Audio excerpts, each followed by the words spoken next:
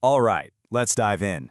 Today, we're talking about something you see at the dog park that gets a lot of side-eye: the muzzle. Our whole goal here is to completely reframe how we look at it, not as some kind of failure, but as a really important tool for responsible, compassionate care. So, let's get right to the heart of it. When you see a dog wearing a muzzle, what's your first gut reaction? Do you immediately think, uh-oh, that's a bad dog? Or is there maybe another story going on? This is the exact question that fuels all the stigma, and today we're going to figure out the real answer. Okay, so first things first, we've got to tackle the biggest hurdle here, and that's the muzzle misconception. You know, that deep-seated idea that a muzzle is some kind of badge of shame for both the dog and the owner? It's time to challenge that head on.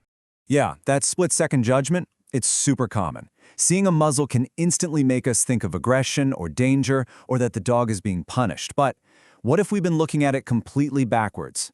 Let's try to shift our thinking away from punishment and towards proactive, responsible care. So if it's not a punishment, then what is it? Well, let's redefine what it's actually for. At its core, a muzzle is just a piece of safety equipment. Seriously, think of it less like a penalty and more like, well, a seatbelt in a car or a helmet when you ride a bike. It's a tool designed to prevent an injury before it can even happen. I mean, its role is purely proactive, right? It creates a safe situation for everyone involved. That safety then allows for essential things like vet visits or grooming to happen with way less risk and stress. And maybe most importantly, it takes a ton of pressure off the owners in situations they know are going to be tough. It's a tool that opens doors. It doesn't close them. Okay, and this right here, this brings us to probably the most crucial distinction we have to make to use a muzzle ethically. We have to be able to separate a dog's outward behavior from its internal emotion. They are two totally different things, and a muzzle only has an effect on one of them. Think of it like this. On one hand, what a muzzle does is it manages the physical risk. It prevents a bite. It's that layer of security. But, and this is the key part, look at what it doesn't do. It doesn't magically change how the dog is feeling on the inside.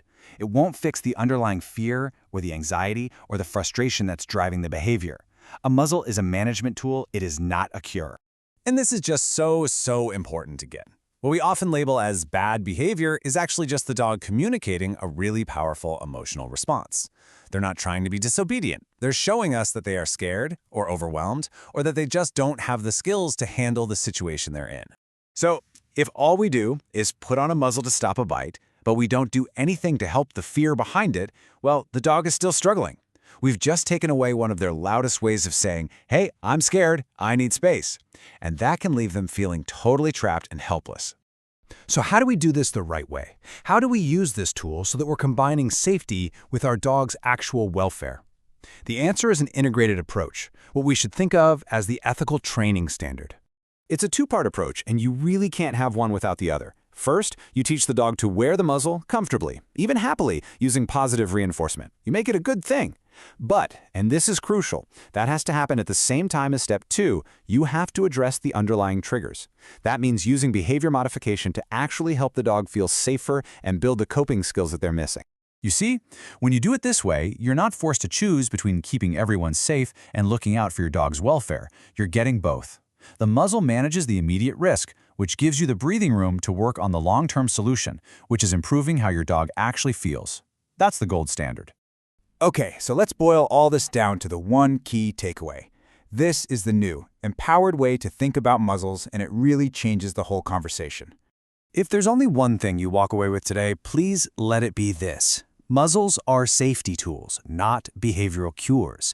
They are not a shortcut. They are not a punishment, and they are not a magic fix. They are simply a tool that, when used the right way, gives us the security we need to finally address the real issue, how our dog is truly feeling.